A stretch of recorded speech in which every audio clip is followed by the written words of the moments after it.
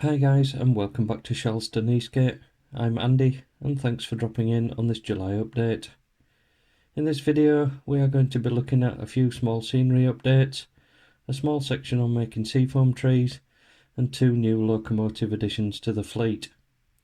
As always, if you have any questions in regards to anything you see in the video, please email me, and all your comments are always welcome. Here we go.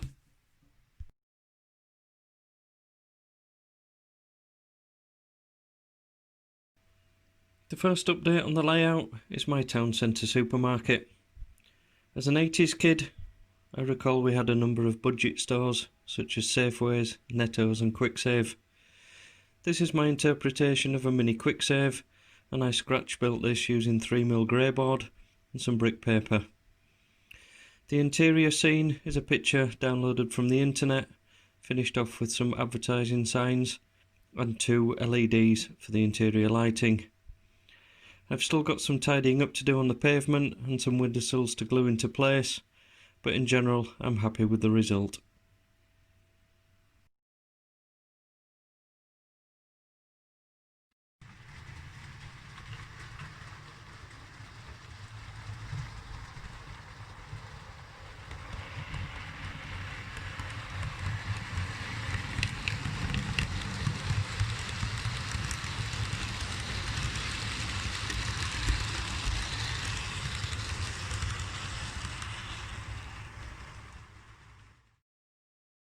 Moving to the back of the layout, and I've finally got my row of Metcalfe low relief terrace shops and houses in place.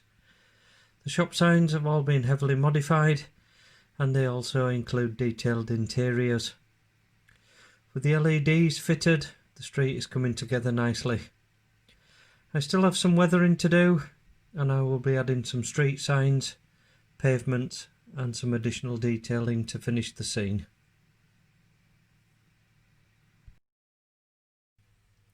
Between the station and the level crossing is a small engineering workshop.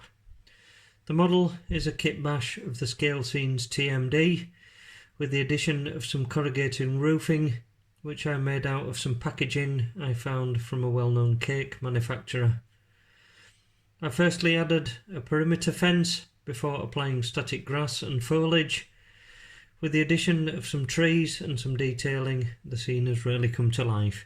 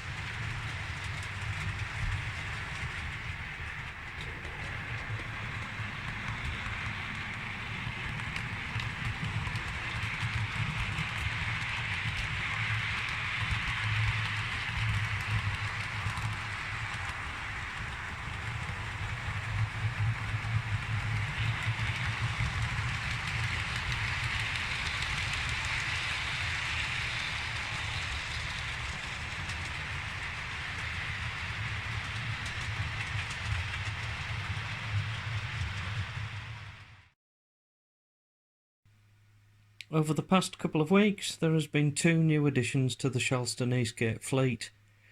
I'm attempting to modernise my locomotives when possible, and the first for the chop were this Lima 31 and Hornby 37. In their place, and the first new addition, is this lovely Hornby Class 31 in Dutch engineering livery, 31110. It's a lovely pre-owned model, smooth running with working head and tail lights. Unfortunately, there was no detailing pack with the model, but the plan is to find some spares and fit these later.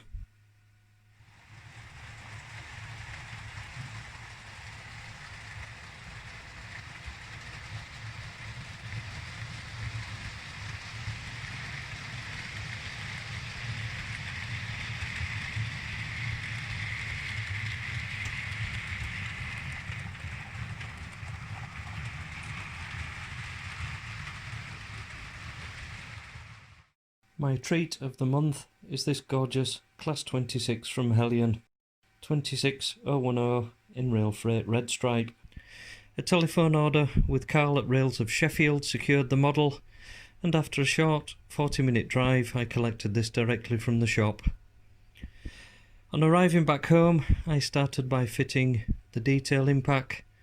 Unfortunately, an uneven point down by the TMD made short work of ripping the snowplough back off again. I've made a modification to the plough, and when my Plasti-Weld arrives it will be refitted.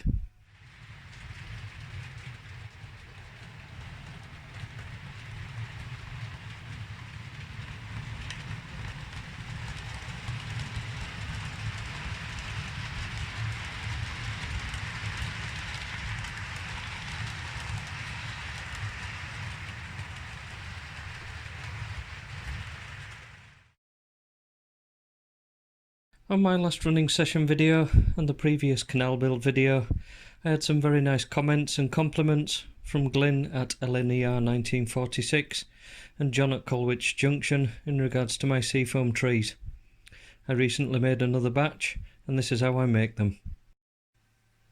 Seafoam is a dried plant and makes excellent layout trees. It comes in all shapes and sizes and it's relatively cheap. Some of the pieces you get can be used straight out of the box, but I found some need some modification to make them tree shaped. At the start I was advised to seal the plant as to prolong its life. I heard various methods, so I tried a couple out.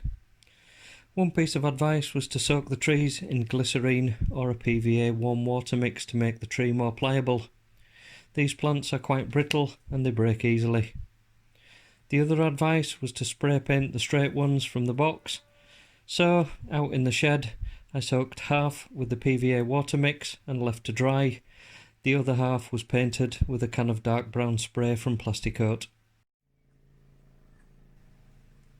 With some of the thinner plants I simply take the little bits and pieces from the bottom of the box and glue them into position to make a larger tree-like shape. Once the glue is dry we can start adding the foliage.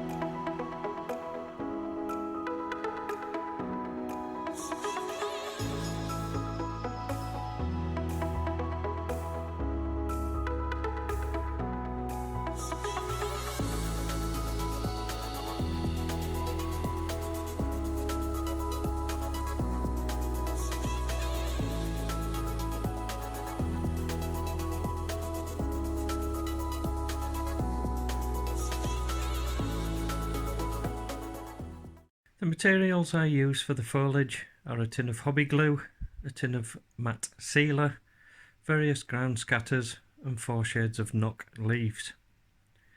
It's advisable to set up a glue area and a clean area.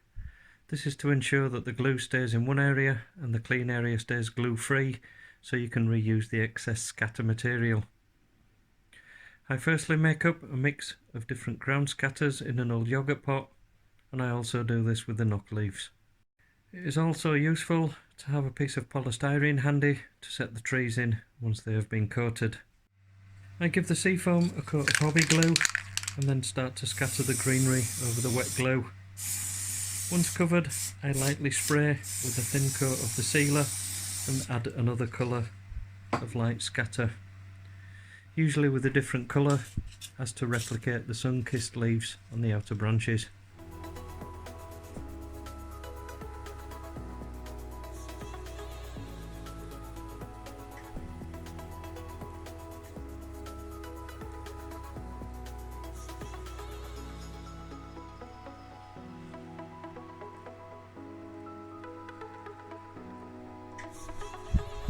Once I'm happy with the result, I set the tree aside in the polystyrene and wait for it to dry. This is the mismatched tree you saw me gluing together earlier. I follow the exact same steps, but this time I will be using 2 shades of knock leaves, olive and light green.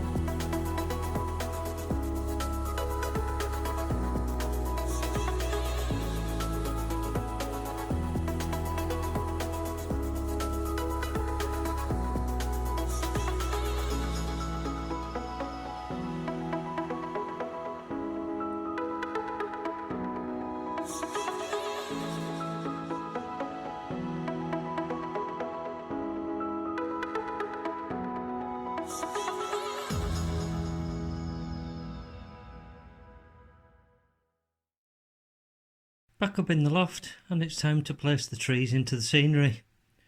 A small hole in the baseboard or landscape filled with glue, and the trees are in place.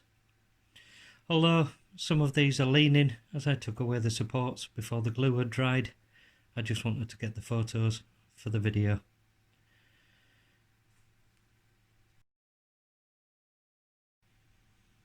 Fancy having a go at growing your own? Seafoam is of course a plant, and you can buy the seeds online and grow your own at home. Here's my attempt at just that, and it's looking successful. So I'm going to wrap this video up here. I hope you've enjoyed my little tutorial and update, and if you have any comments, please leave them below. Many thanks for watching. Bye.